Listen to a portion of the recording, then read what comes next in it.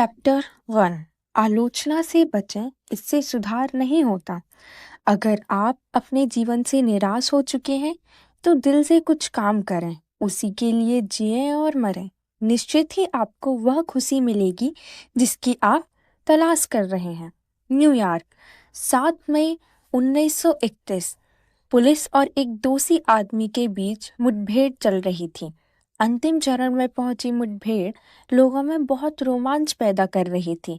Waste Avenue में अपनी प्रेमिका के घर छिपे दुनाली बंदूक नाम से मशहूर दुर्दांत हत्यारे क्रॉले को चारों ओर से घेर लिया गया था। हत्यारे क्रॉले ना तो सिगरेट पीता था ना शराब। ऊपर की मंजिल पर छिपे क्रॉले को 150 से अधिक पुलिसकर्मी धरती से लेकर छत तक घेरे हुए थे। पुलिस ने छत को भेद कर आंसू गैस के इस्तेमाल से इस दुर्दांत हत्यारे को निकालना चाहा। आसपास की कई इमारतों पर सशस्त्र पुलिस तैनात थी। कई घंटों तक न्यूयॉर्क के इस इलाके में मशीन गनों तथा गोलियों की बौछार होती रही। एक कुर्सी के पीछे छिपा क्रॉले पुलिस पर लगातार गोलियां बरसा रहा था। इससे पहले न्यूयॉर्क शहर के लोगों ने ऐसा नजारा संभवतः ही देखा हो, इसलिए हजारों लोग इस मुठभेड़ का रोमांच उठा रहे थे। आखिर क्रॉले को पुलिस ने पकड़ लिया। बाद में पुलिस कमिश्नर ईपी मलरूनी ने बताया, क्रॉले न्यूयॉर्क के इतिहास में अब तक के सबसे खतरनाक अपराधी में से एक था। वह इतना चौकन्ना और चालाक था कि आहट मिलते किसी को मार देता था। दुनाली बंदूक और फिर क्रॉले पर जब पुलिस गोलियों की बौछार कर रही थी तब उसने एक चिट्ठी लिखी। मेरी शर्ट के नीचे एक बड़ा दयालु परंतु दुखी दिल है। एक ऐसा कोमल दिल है जो किसी को भी नुकसान नहीं पहुंचाना चाहता। उसके घावों से लगातार बहते खून के निशान उस चिट्ठी पर भी लग गए। इसके कुछ समय पहले की बात है। क्रॉले लॉन्ग आइलैंड पर गांव की एक वीरान सड़क पर अपनी प्रेमिका के साथ मस्ती कर रहा था कि तभी एक पुलिस वाला उसकी कार के पास पहुंचा और लाइसेंस दिखाने के लिए कहा। इतने पर ही बेरहम क्रॉले ने अपनी रिवॉल्वर निकालकर पुलिस वाले के सीने को गोलियों से छल्ली कर दिया। पुलिस वाला मरकर जमीन पर गिर गया तो क्रॉले ने एक और गोली उसके सीने में दाग दी। वहीं बेरहम क्रॉले कह रहा था, मेरी शर्ट के नीचे एक दयालु परंतु दुखी दिल है। ऐसा दिल जो किसी भी प्राणी को नुकसान नहीं पहुंचाना चाहता। क्रॉले को उसके बेरहम कारनामों के लिए मृत्यु दंड मिला। जब उसे सिंग सिंग कारावास में फांसी के लिए ले जाया जा रहा था तो उसने कहा, यह लोगों की जान लेने की नहीं, खुद को बचाने की सजा है। इस कथा का सारांश यह है कि क्रॉले अपने किसी भी अपराध के लिए खुद को कसूरवार नहीं मानता था। आप मानते हैं कि अपराधियों में यह असामान्य सी बात हो सकती है क्या? तो यह कहानी सुनिए। अपनी जिंदगी के सुनहरे दिन मैंने लोगों के दुख दर्द दूर करने, उन्हें सुखी बनाने में खपा दिए, लेकिन बदले में मुझे क्या मिला? सिर्फ गोलियां और बंदूक से लुका छिपी और पुलिस से लुका छिपी।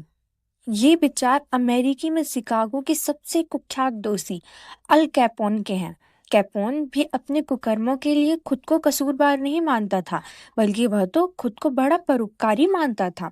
उसका मानना था कि लोग उसे समझ नहीं सके। डच सुल्ट्स भी खुद को बड़ा परोपकारी मानता था, जो न्यूयॉर्क का एक कुख्यात दुष्कर्मी था। एक अखबारी इंटरव्यू में उसने कहा था कि वह भलाई करता है और उससे अपने काम पर पूरा यकीन भी था। न्यूयॉर्क की कुख्यात जेल सिंग सिंग के वार्डन लुइस और मेरे जानकार थे। इस विषय पर ज़्यादा जानकारी के लिए मैंने उनसे संपर्क किया। उन्होंने बताया कि उनकी जेल के बहुत कम दोषी खुद को गलत समझते थे। ज़्यादातर अपने गलत कामों के कुतर्कों से सही ठहरने की कोशिश करते थे कि उन्होंने अपनी जान बचाने के लिए किसी पर गोली चलाई या फिर परोपकार के लिए बैंक लूटा। इन्हीं कुतर्कों से हर दोषी आदमी खुद को सही सिद्ध करने की पूरी कोशिश करता है और खुद को सजा का हकदार भी नहीं मानता। अगर Al Capone, Crawley, Dutch salts या फिर जेल में बंद ज्यादातर दोषी खुद को कसूरवार नहीं मानते तो फिर वे लोग खुद को क्या कहते हैं? उनसे हमारा दैनंदिन सामना होता है। अमेरिकी स्टोर्स की चेन के मालिक खुद जॉन वानामेकर ने यह बात मानी कि किसी और को दोष देना निरी मूर्खता है। बरसों पहले ही मैंने यह समझ लिया था। मेरे पास सिर खपाने के लिए अपनी खुद की ढेरों मुसीबतें हैं, तो फिर मैं इस बात में वक्त क्यों बर्बाद करूं कि भगवान ने सबको सोचने की एक जैसी बुद्धि क्यों नहीं दी। मैंने बीसियों गलतियां की और 33 साल में जो सबक सीख पाया उसे बाना मेकर ने जल्दी ही सीख लिया था। बाद में समझा कि 100 में से 99 लोग जो त्रुटि करते हैं उसके लिए अपने आप को कभी कसूरवार नहीं मानते, कभी भी उन्हें अपनी त्रुटि दिखाई नहीं देती, वे कभी भी अपने अंदर नहीं झांकते। किसी की आलोचना करना बेकार है, क्योंकि इससे उसमें कोई सुधार नहीं होता, बल्कि आलोचना का मारा आदमी अपने बचाव में बहाने और कुतर्क करने लगता है। फिर आलोचना से सामने वाले का आत्मसम्मान भी आहत होता है और वह आपसे नफरत करने लगता है। प्रख्यात मनोवैज्ञानिक B.F. स्किनर ने अनुभूत प्रयोग द्वारा यह साबित किया कि आलोचना से किसी आदमी में सुधार की वजह आपके उससे संबंध जरूर बिगड़ जाते हैं। इंसानों की तरह जानवर भी दुर्व्यवहार से बिदकते हैं। जिस जानवर से अच्छा बर्ताव किया जाता है, अच्छे काम के लिए जिसे सराहा जाता है, वह तेजी से अच्छा काम करता है और सीखता है। महान मनोचिकित्सक हैंस एलिय का ये भी कथन है, आलोचना से परिजन, सहकर्मियों, मतहतों, मित्रों, कर्मचारियों इत्यादि सभी का मनोबल टूटता है। जो सुधार आप चाहते हैं वैसा कुछ नहीं होता। हर आदमी आलोचना से डरता है, हर आदमी तारीफ चाहता है। ओक्योमो में एनिड निवासी जॉर्ज बी जॉनस्टन एक इंजीनियरिंग कंपनी में सुरक्षा अधिकारी थे। उनका काम यह देखना था कि फील्ड में कार्यरत हर कर्मचारी अनिवार्यतः हेलमेट पहने हों। पहले वे बिना हेलमेट कर्मचारी पर पूरी तरह बरस पड़ते थे, इस उसे नियम कानून समझाने लगते थे। नतीजतन कर्मचारी बुझे मन से उनके सामने तो हेलमेट पहन लेते थे, लेकिन उनके जाने के बाद हेलमेट पुनः निकाल देते थे। जब जॉर्ज ने एक नई तरकीब के बारे में सोचा, आगे से वे जब भी किसी कर्मी को बिना हेलमेट के देखते, पूछते कि क्या हेलमेट उसके सिर पर ठीक से फिट नहीं हो रहा, आरामदायक नहीं है। बातों बातों में भी उसे यह एहसास भी करा देती कि हेलमेट उसकी सुरक्षा के लिए है, बोझ के लिए नहीं। परिणाम यह हुआ कि सभी कर्मचारी को अपनी सुरक्षा का एहसास हुआ और उन्होंने मन मर्जी से हेलमेट पहनना शुरू कर दिया। जॉर्ज के प्रति उनके मन में कोई खटास भी नहीं आई। यकीन करें, आलोचना से किसी समस्या का हल नहीं निकलता। एक उदाहरण देखिए, अमेरिकी राष्ट्रपति थियोडोर रूजवेल्ट तथा राष्ट्रपति टेफ्ट के बीच के मतभेद ने रिपब्लिकन पार्टी में बंटवारा कर दिया, जिससे वुडरो विल्सन व्हाइट हाउस में बिठा दिए गए और पहले विश्व युद्ध में यह मामला बहुत गरमाया, जिसने इतिहास का रुख बदल डाला। सन 1908 में रूजवेल्ट व्हाइट हाउस से बाहर चले गए तथा उन्होंने विलियम हॉवर्ड टेफ्ट को पूरा सहयोग दिया। जो राष्ट्रपति चुन लिए गए, फिर शेरों का शिकार करने के लिए रूजवेल्ट अफ्रीका चले गए। उनके लौटने तक हालात पूरी तरह बदल चुके थे, जिनको देखकर वे गुस्से से भड़क गए। अनुदारवाद के लिए उन्होंने टेफ्ट की आलोचना करना शुरू कर अमेरिका में दी और तीसरी बार खुद की राष्ट्रपति बनने की कोशिश करने लगे।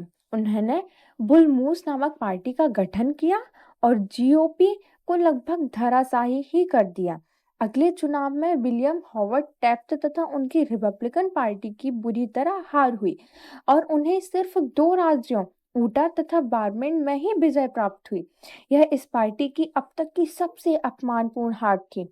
इस हार के लिए रूजवेल्ट ने विलियम हॉवर्ड टेफ्ट को कसूरवार माना, लेकिन क्या खुद राष्ट्रपति टेफ्ट ने भी अपने आप को कसूरवार माना होगा? संभवतः बिल्कुल भी नहीं। भरे गले से आंखों में आंसू भरकर टेफ्ट ने बस इतना ही कहा, मैंने जो कुछ भी किया उसके अलावा मैं और भी क्या कर सकता था? आखिर कसूर किसका था, टेफ्ट का या फिर रूजवेल्ट का? कोई भी नहीं जानता, मैं भी नहीं। मैं इस बात का फ़िक्र भी नहीं करता, मैं तो सिर्फ़ इतना बताना चाहता हूँ कि रूज़वेल्ट की इतनी आलोचना भी टैफ्ट से यह मनवाने में कामयाब नहीं हो सकी कि कसूर उनका था।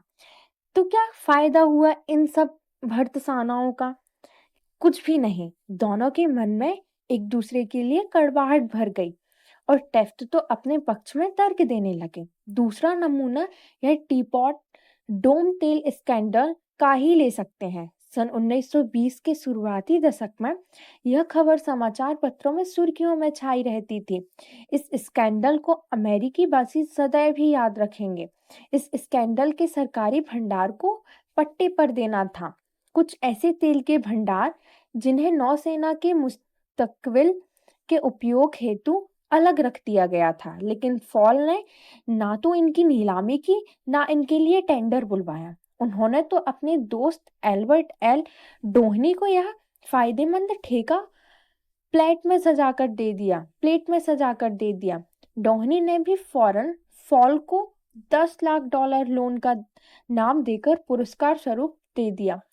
बाद में फॉल ने जिसे कि यूनाइटेड स्टेट्स मैरिन्स को आदेश दिया कि वह एल खिल भंडारों से रिसने वाले तेल का फायदा उठा रहे प्रतियोगियों को वहां से हटा दे। प्रतियोगी कंपनी के बंदूक के साए में वहां से हटाया गया तो उन्होंने हताश होकर कचहरी की शरण ली। फिर तो टीपॉट डॉम स्कैंडल का भांडाफोड़ हो गया और हाहाकार मच गया। हार्डिंग सरकार पर खतरे के बादल मंडराने लगे। पूरा अमेरिकी शहर उठा। रिपब्लिकन पार्टी का भविष्य अंधेरे में डूबने लगा तथा फलतः मंत्री ऑल्बर्ट बी फॉल को जेल जाना पड़ा। मंत्री फॉल पर जैसे आलोचना का पहाड़ टूट पड़ा। सभी सार्वजनिक निंदा किसी किसी को ही सहनी पड़ती है, परंतु क्या कभी भी उन्हें पश्चाताप हुआ? क्या कभी उन्होंने अपनी गलती मानी? कदापि नहीं। हर्बर्ट हूवर ने एक सामाजिक भाषण में वर्षों बाद बताया कि राष्ट्रपति हार्डिंग की जान किसी मानसिक आघात के कारण गई, क्योंकि उनके एक साथी ने उनके साथ धोखा किया था। श्रीमती फॉल तो यह सुनकर थक रह गई और रोते हुए भी चीखी, क्या हार्डिंग के साथ फॉल धोखा करेंगे? असंभव। मेरे पति तो किसी को धोखा नहीं देने के बारे में कभी सोच भी नहीं सकते। सोने चांदी के भंडार भी मेरे पति का ईमान डवाडोल नहीं कर सकते। वे कभी कोई गलत काम नहीं कर सकते। उल्टा उन्हीं को धोखा दिया गया और बलि का बकरा बना दिया गया। यही तो मानव स्वभाव है। हर कोई यही तो करता है। हर एक दोषी अपना कसूर दूसरों के सिर पर डाल देता है। वह विपरीत हालातों को कसूरवार ठहराता है, परंतु अपने ऊपर कभी भी कोई कलंक नहीं लगने देता। इसलिए अगली बार किसी भी आलोचना करने से पहले अल कैप्नो, डोनाल्डी बंदूक, क्रॉले तथा ऑल्बर्ट हॉल को जरूर याद करें।